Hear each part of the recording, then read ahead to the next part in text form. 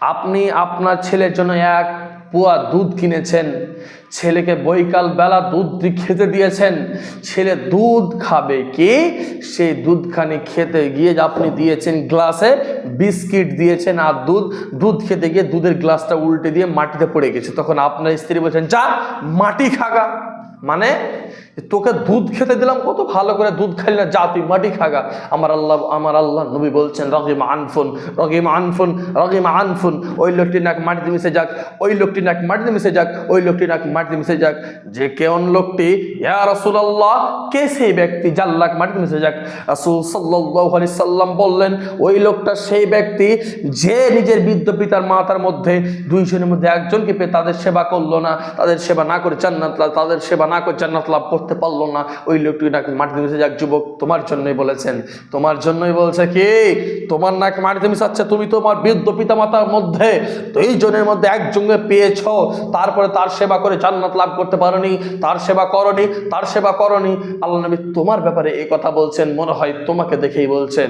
যুবক, তোমাকে আমি কি বলবো গো, তোমার এই প্রথম আজকে আমি অনেকটি স্ট্যাটাস দেখলাম, অনেকজন ফেসবুক স্ট্যাটাস দিয়েছে, লাইভে আসতে আপনার জন্য বাধ্য। যুবক, আমার যতজন যুবক বন্ধু আছেন আপনার জন্য বলতে বাধ্য, অনেক যুবক ছেলেকে দেখলাম লাইভ স্ট্যাটাস দিয়েছেন, কালকে হলো মাদার্স ডে, মা দিবস। যুবক, তোমাকে ধিক্কার জানাই আমি। এটা যদি আমার ইসলাম রাষ্ট্র হতো, যদি আমাকে সরকার এতটা সরকারি থাকতো, আমি গত কয়েকদিন একটা ফেসবুকে একটা ছেলের পোস্ট দেখলাম, আল্লাহর কসম, একটা ছেলেকে দেখছি তার বাবা বসে আছে, এত জোরে মারছে, আপনি যদি দেখেন আল্লাহর কসম আপনার দিলটাও কাঁপবে। ওটা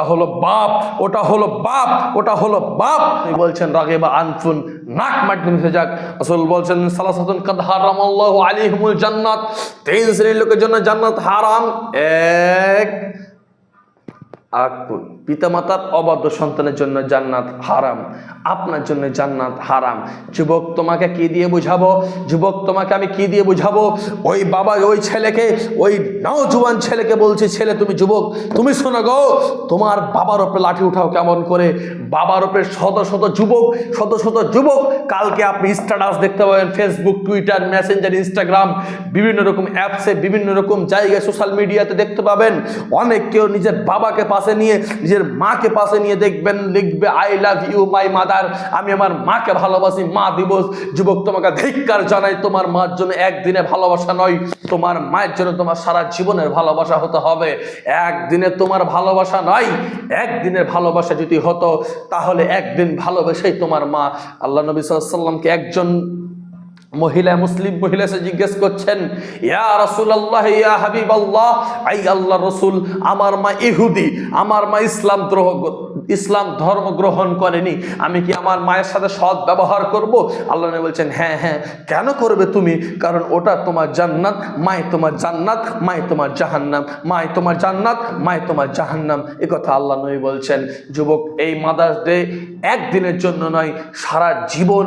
তোমার মা যদি কাফের হয়, তুমি যদি মুসলিম হও, তোমার মা যদি বেঈমান হয়, তোমার মা যদি নাস্তিক হয়, তুমি যদি মুসলিম হও, তারপরে তোমার মা চোর, তোমার মা চুরি করেছে, তোমার মা বেপরদা হয়ে চলেছে, তোমার মা নষ্টমী মহিলা, আমি এতটুকু নিচে নেমে বলছি, তোমার মা একজন পতিতালয়ের মহিলা, তোমাকে বলবে তোর মা তো পতিতালয়ের মহিলা, তোর মা তো পতিতালয়ের মহিলা, তখন তুমি বুক সিনা উঁচু করে বলবে, তোর কাছে হতে পারে কিন্তু আমার কাছে আমার জান্নাত।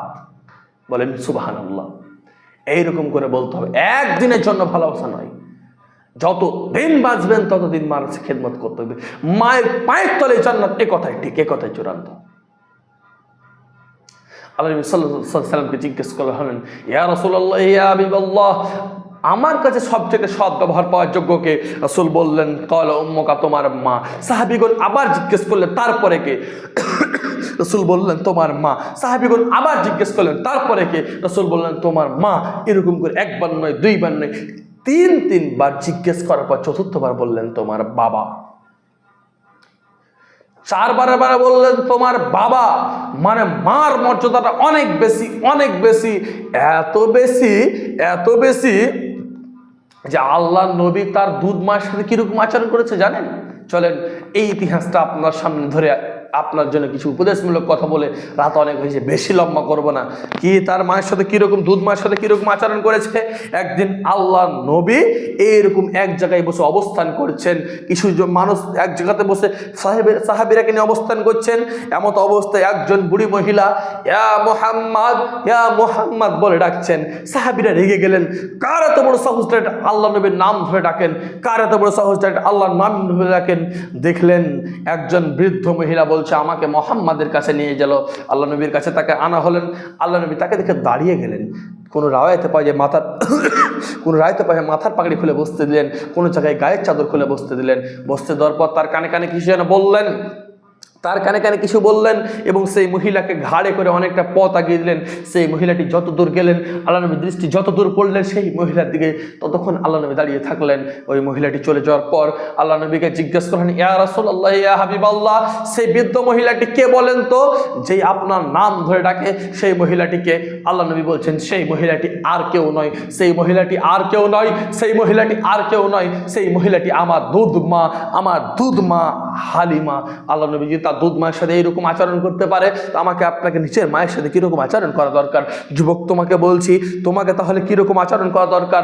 আমার নবী, আপনার নবী, সারা বিশ্বের নবী, যিনি নবী সাল্লাম, তার মাতার সাথে যদি এরকম আচরণ করে, চলে আপনাকে আরেকটা ইতিহাস আপনার সামনে তুলে ধরি। মা বাপ যদি তালাক দিতে বলে, তাও তালাক দিতে হবে। ইব্রাহিম আলাইহিস সালামের ঘটনা আপনার সামনে তুলে ধরি। ইব্রাহিম আলাইহিস সালাম তার ছেলের বাড়িতে গিয়েছেন। তার ইব্রাহিম আলাইহিস সালামের বয়স প্রায় 90 বছর প্লাস হয়ে গেছে। তার ছেলের বাড়ি গিয়েছেন, বা ইসমাইল আলাইহিস সালামের বাড়ি গেছেন। ইসমাইল আলাইহিস সালামের বাড়িতে ঠক ঠক ঠক ঠক করে বাড়ি দিয়েছেন। তার এই বিবি তখন সালাম দিলেন, বলছেন তুমি কেমন আছো? তখন বলছে, প্রথমে জিজ্ঞেস করলো যে তোমার স্বামী বাড়িতে নেই? বলছে না, কাটতে গেছে। বলছে তুমি কেমন আছো? বলছে আমি ভালো নেই, আমি অত ভালো নেই। তখন বলছে তুমি ভালো নেই? বলছে না। বলছে যখন সেই ছেলেটা আসবে, তোমার স্বামী আসবে, তখন বলবে একজন তোমাকে সালাম দিয়ে গেছে এবং বলে গেছে বাড়ির চৌকাটাকে চেঞ্জ করতে। এবং যখন ইসমাইল আলাইহিস সালাম সন্ধ্যার সময় কাঠ কেটে বাড়ি আসলেন, তখন তার বিবি বলছে হ্যাঁ গো, এইরকম একজন বাড়ির লোক এসেছিলেন, এসে বলছে কি বলেছেন? না তো সালাম দিয়েছে তোমাকে। তারপরে কি বললো? না তো বললো কোথায় গেছো? আমি বললাম মাঠে গিয়ে। তারপরে কি বললো? তখন বললে তুমি কেমন আছো? বললাম ভালো নেই। তারপরে কি বলেছে? চৌকাটা চেঞ্জ করতে। তখন ইসমাইল আলাইহিস সালাম বললেন যাও, তোমাকে তালাক দিয়ে দিলাম। বাপের একটা কথাই তালাক হয়ে গেল। এবার আবার বিয়ে করেছেন। ইব্রাহিম আলাইহিস সালাম আবার বাড়িতে এসেছেন, ঠক ঠক ঠক ঠক করে বাড়িতে সালাম দিলেন। তখন বলছেন তোমার স্বামী বাড়িতে আছে? বলছেন না। কোথায় গেছে? কাঠ কাটতে গেছে। কোথায় গেছে? না তো কাঠ কাটতে গেছে। তুমি কেমন আছো? বলছে আলহামদুলিল্লাহ ভালো আছি, আলহামদুলিল্লাহ ভালো আছি। তখন বলছে যখন তোমার স্বামী বাড়িতে আসবে, তখন তোমার স্বামীকে সালাম দিবে এবং বলবে বাড়ির চৌকাটাকে মজবুত করতে। যখন স্বামী বাড়িতে এসে বলছে, একজন ব্যক্তি এসেছিলেন, বৃদ্ধ ব্যক্তি এসে আমাকে সালাম দিলেন। বলছে তারপরে কি বললো? বললেন আপনার কথা জিজ্ঞেস করলেন, আপনি কোথায় আছেন? তারপরে কি জিজ্ঞেস করলো? তখন জিজ্ঞেস করলো তোমার স্বামী বাড়িতে আছে? নাই। বললাম নেই, কাঠ কাটতে গেছে। তারপরে বললো সালাম দিলেন। তারপরে কি বললো? তারপরে বললো যে বাড়ির চৌকাটাকে মজবুত করতে বলেছে। বলছে আমার আব্বু, ওটা আর কেউ নয়, ওটা হলেন আমার আব্বু। আমার আব্বু তোমাকে আরো বেশি ভালোবাসতে বলেছেন। বলেন আলহামদুলিল্লাহ। বাপের এক কথাতেই বউ তালাক, বাপের এক কথাতেই বউকে ঘরে রাখতে হবে। মার এক কথাতেই বউ তালাক, বাপের এক কথায় বউ তালাক, কথায় মান নাই। এবার আমি আপনাকে বলি বন্ধু, মার জন্য আপনার সারা জীবনের ভালোবাসা হতে হবে, একদিনের জন্য নয়। একদিনের জন্য ভালোবাসা দিবস মুসলমানের জন্য হতে পারে না। মুসলমানের জন্য কোনো দিবস নেই। একজন কবি বলছেন, জিন্দা থাকতে মা বাবাকে এক মুঠো ভাত দিওনি তুমি, জিন্দা থাকতে মা বাবাকে এক মুঠো ভাত দাওনি তুমি, মরার পরে পড়োশি ডেকে খাওয়াও বলো তুমি। ও মন আমার, জিন্দা থাকতে এক মুঠো ভাত দাওনি গো মা তোমাকে। আপনার মাকে জিন্দা থাকতে এক মুঠো ভাত দিলেন না, মরার পর পুরো পাতা বেশি গোটা গ্রামের লোককে মাকে ডেকে খিলাচ্ছেন। মাকে আপনি একদিনও ভালোবাসেন, একদিনও মার খবর নেননি, শুধুই 12ই ফেব্রুয়ারি যখন এসেছে বা আপনার 12ই মে তখন মার খবর নিচ্ছেন। রাসূল সাল্লাল্লাহু আলাইহি ওয়াসাল্লাম বলছেন, মান তাশাব্বাহা বিকাউমিন ফাহুয়া মিনহুম, যে জাতি যে গোষ্ঠী যার অনুসরণ করবে কিয়ামত হবে তার সাথে। আপনি কার অনুসরণ করলেন? এই দিবসটা মুসলমানের হতে পারে না। মুসলমান তার মাকে সারা জীবন ভালোবাসবে, সারা জীবন ভালোবাসবে মুসলমান, কারণ রাসূল বলছেন হুমা জান্নাত কানারকা, তোমার মাই তোমার জান্নাত, তোমার মাই তোমার জাহান্নাম। একবার মার ডাকে সাড়া না দেওয়ার জন্য ঘটনা কি হয়েছিল জানেন?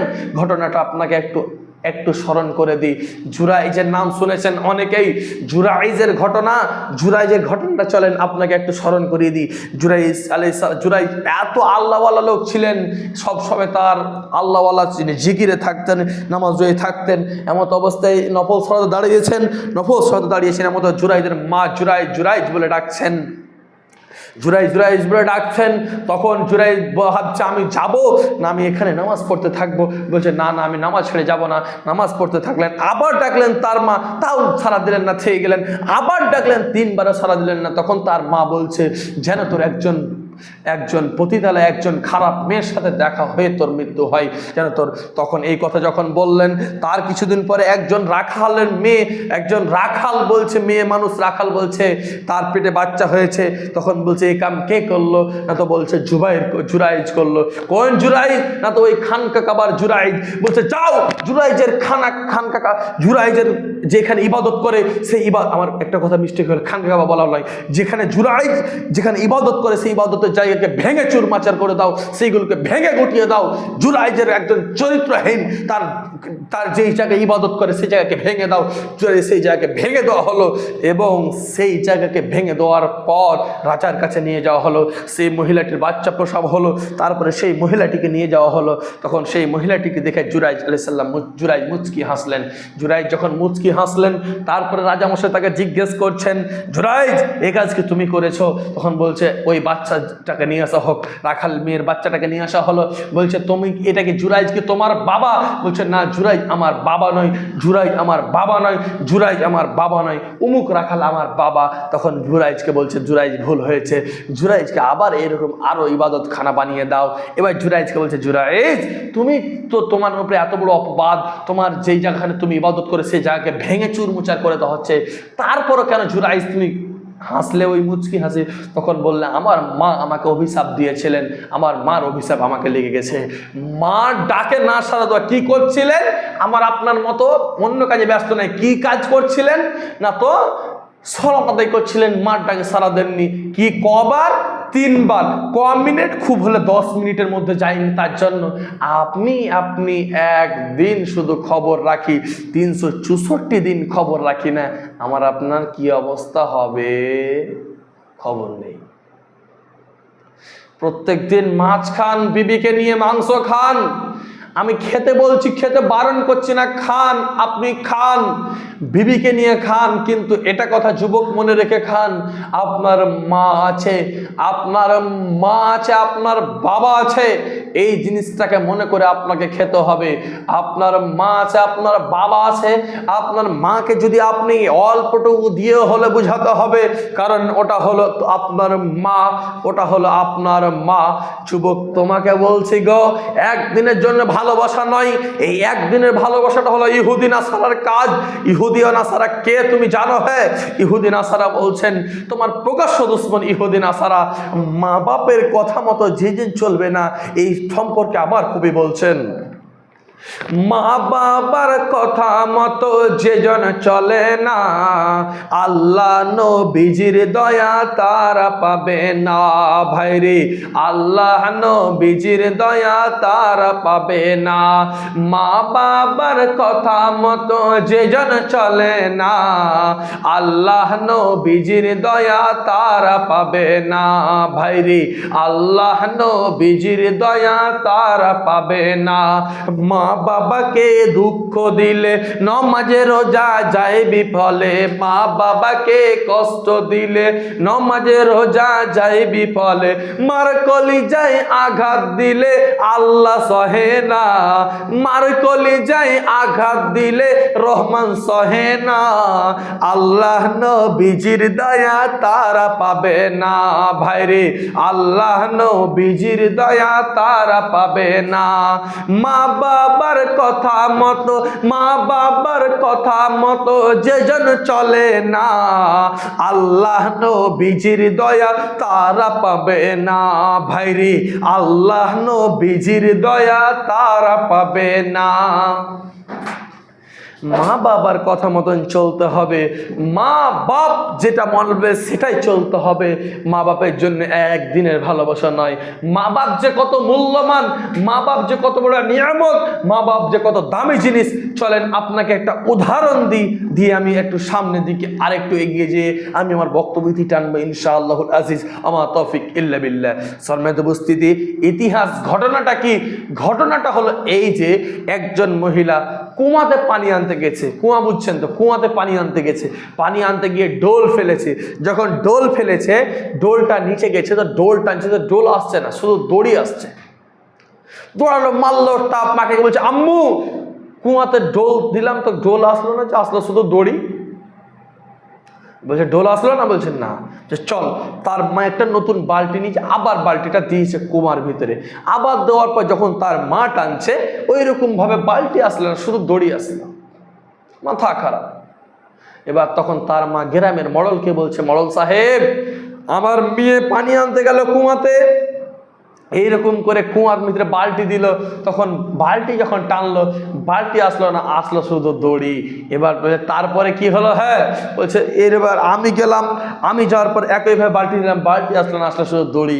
তখন বলছে, তখন মডেল বলছে পাগল হয়ে গেছিস নাকি, চল। মডেল নিচে গেল, মডেল নিয়ে দড়ি নিয়ে যাওয়ার পর যখন দড়িটা ফেলেছে, দড়িটা বালতি ভিতরে যখন দড়ি ফেলেছে, আবার বালতির সাথে দড়ি টানছে, তো দড়ি আসছে, শুধু বালতি আসে না। তখন মডেল ভাবছে কাজ তো খারাপ, চল পীরের কাছে গিয়ে তাবিজ নিয়ে আসি, শালা কাম হয়ে যাবে। অসুখ নেই তাবিজের, চলেন একটু আপনাকে এই তাবিজ সম্পর্কে বলে দিই। তাবিজের অসুখ আমাদের মধ্যে খুব আছে। তাবিজ যে কত হাইন্ঠা জিনিস, শালা ডাক্তাররা খুঁজে পেলে না গো। তাসলিমা নাসরিন, অনেকেই তাসলিমা নাসরিন সম্পর্কে শুনেছেন, জানেন। সোশ্যাল মিডিয়াতে সার্চ করবেন তাসলিমা নাসরিন, তার একটা অফিসিয়াল পেজ আছে। সেই অফিসিয়াল পেজে তাসলিমা নাসরিন বলেছে, আমি দুই পায়ে সারা জীবনের জন্য পঙ্গু হয়ে গেলাম, সারা জীবন দুই পায়ে দাঁড়াতে পারবো না। তাসলিমা নাসরিন তার ফেসবুক পেজে পোস্ট করেছিল। আল্লাহ ছাড় দেয় ছেড়ে দেয় না, আল্লাহ ছাড় দেয় ছেড়ে দেয় না। আল্লাহ আপনাকে ছাড় দিয়েছে, ছেড়ে দেয়নি। আল্লাহ আপনাকে ছাড় দিয়ে, যারা তাবিজ নামক জিনিস ব্যবহার করে যারা ভাবছেন তাবিজ আপনাকে ভালো করে দেয়, ভুল। মান তাআল্লাকা তামিমান ফাকাদ আশরাকাহু, যে ব্যক্তি তাবিজ লটকালো সে শিরিক করলো। আবু দাউদের 1669 নম্বর হাদিস। এই কথা আল্লাহর নবী বলেছেন। যুবক তোমাকে বলছি, এই যে তাবিজ এমন একটা হচ্ছে, আমি কিছুদিন আগে একটা বাস্তব ঘটনা বলছি, বাস্তব, অনেক বক্তার মুখে শুনেছেন, কিন্তু এটা আমার বাস্তব, আমার জীবনের সাথে। আমি এবার নিজে মাধ্যমিক ক্যান্ডিডেট ছিলাম, মাধ্যমিক দিয়েছি। যেই গাড়িটাতে যাচ্ছিলাম সেই গাড়িটাতে আমার সাথে অনেকজন সুন্নি ভাইয়েরা ছিলেন, ড্রাইভারটাও সুন্নি, যতজন ভাই ছিলেন সুন্নি। শুধু আমি আর আমার সাথে যে ছেলেটা থাকে, আমরা দুইজন ছিলাম, শুধু দুইজন মিলে যাচ্ছি। ওদের উরুস হয়, মাজার আমাদের পাশে পান্ডুবা মাজার আছে, ওখানে উরুস হয়। তখন ড্রাইভারটা, ওদের আমি কাউকে ছোট করে বলছি না, বোঝানোর জন্য বলছি, ড্রাইভারটা তখন তার পিছনে গেল, ওই যে আমার সাথে ছেলেগুলো আছে সবাই মাদ্রাসায় পড়ে, তখন বলছে আজকে আমাকে একটা তাবিজ নিয়ে দাও তো, তোমাদের খানপুর স্কুলে একটা মেয়ে দেখেছি যেন আমার শালা আমার হয়ে যাই। তাবিজ দিয়ে বহু পাওয়া যাবে? তাবিজ দিয়ে বহু পাওয়া গেলে মূলবীরকে বহু গেলে সুন্দর বেশি হতো, বুঝতে পারলেন? তাবিজ দিয়ে বহু পাওয়া যাবে না। তাবিজ দিয়ে যদি বরকত বাড়তো, আমার মূলবী 5-6 টাকা বেতনে কেন থাকবো? এমন তাবিজ বানবো, লাখ লাখ টাকা বেতন, লাখ লাখ টাকা, মুকেশ আম্বানি সব টাকা অ্যাকাউন্টে টেনে নেবো। এগুলো সব ভণ্ডরকে বন্ডাবি। তো চলেন সেই সর্দার তাবিজ। আপনি একজন মেয়ে রাস্তা দিয়ে হেঁটে যাচ্ছে, একজন জ্ঞানী মানুষকে বলছে, বলেন তো আল্লাহ আমাদের এমন করে সৃষ্টি করলো স্বামীর সামনে পুরো উলঙ্গ হতে পারা যায়, কিন্তু বাইরে কেন আমরা চুলটাও দেখাতে পারবো না? তখন সেই জ্ঞানী মানুষ উত্তর দিয়েছিল কি জানেন? উত্তর শুনে আপনি অবাক হবেন। মেয়েটা হাতে ডিম নিয়েছিল, তখন বলছে ডিমটাকে এখনই ফাটাও। তখন মেয়েটা বলছে না না না, এখন ফাটা যাবে না, আমার মা এটাকে চিতাই করবে। বলছে চিতাই যখন করবে তখন কি ফাটাতে? বলছে হ্যাঁ তখন হবে ফাটাতে। এখন ফাটালে ক্ষতি কি? বলছে না, ওটা নির্দিষ্ট জায়গাতে ফাটাতে হবে। তখন বলছে এই তো লাইন এসেছো, তুমি মেয়ে, তোমাকে নির্দিষ্ট জায়গাতে খুলতে হবে, তুমি সব জায়গায় খোলার জিনিস নয়, তোমাকে ঢেকে রাখতে হবে। অকারণা ফি বুয়ুতিকুন্না ওয়ালা তাবাররুজনা তাবাররুজাল জাহিলিয়াতিল উলা, তোমরা জাহিলি যুগে নারীর মতো ঢং ঢং ঢং ঢং করে ঘুরে বেড়াও না।